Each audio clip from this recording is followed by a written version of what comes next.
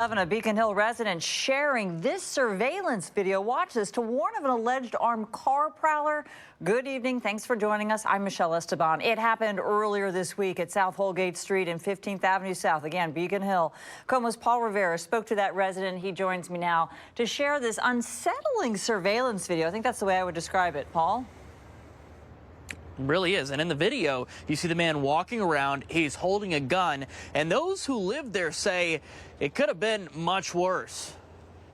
It's the early morning hours. Everyone is asleep except this man, dressed in all black, covering his face and holding a gun while walking around the parking space for some Beacon Hill townhomes at 15th and Holgate. That would have been terrifying, just running into him in the back. He was clearly ready to use that weapon.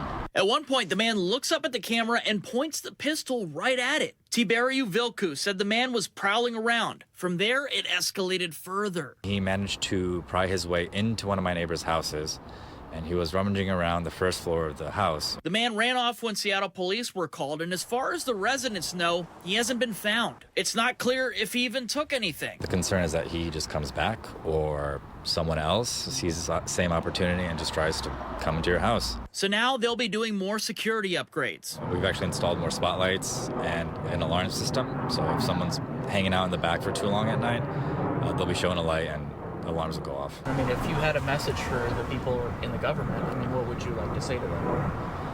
I feel like we're living in such an advanced society at this point, in such a great city.